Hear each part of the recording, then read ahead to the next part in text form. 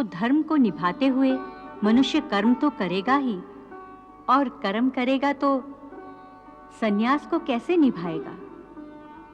देवी, यदि आप समझती हैं कि सन्यासी होने के बाद कर्म छूट जाता है, तो आपने भगवान श्री कृष्ण के उपदेश को समझा ही नहीं।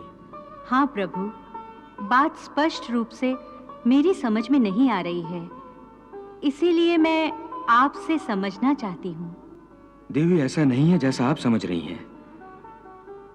संसार में जीने के लिए हर प्राणी को कुछ न कुछ कर्म तो करना ही पड़ता है, जो उसके लिए अनिवार्य है, आवश्यक है।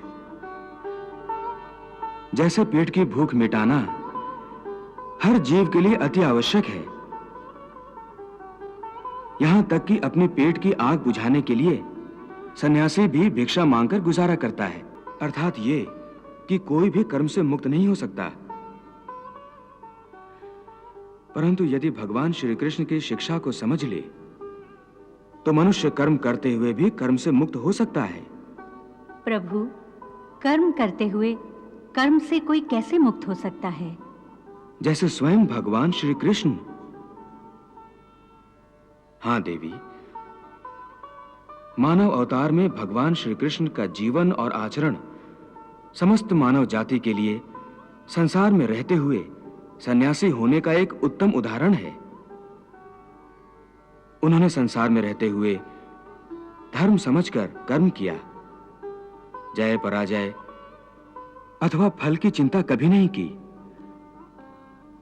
इसलिए जब आवश्यक हुआ युद्ध भी किया, कभी हारे कभी जीते, परंतु उनके चेहरे पर वही मुस्कान और उनके हृदय में वही शांति रही।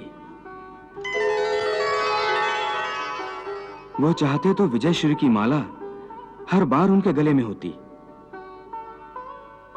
उन्होंने कर्म करते हुए भी लाभ हानि या उसके परिणाम की चिंता कभी नहीं की और अपने कर्तव्य पथ से कभी नहीं हटे।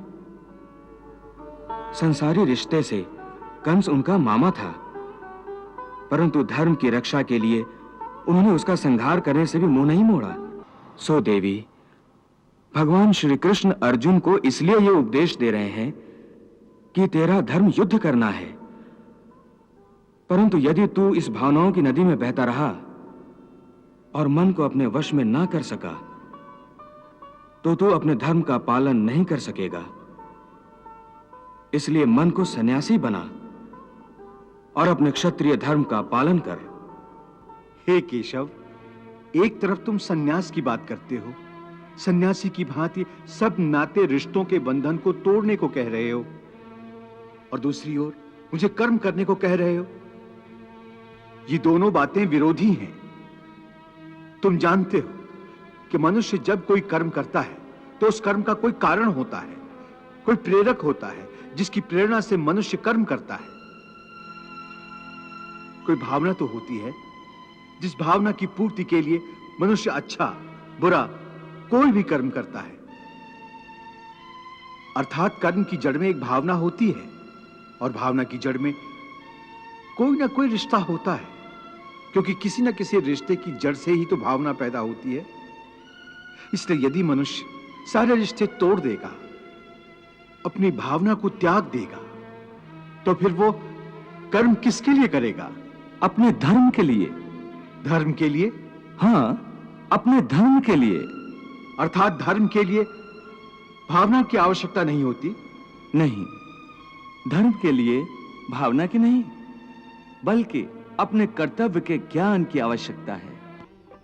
वाह प्रभु वाह!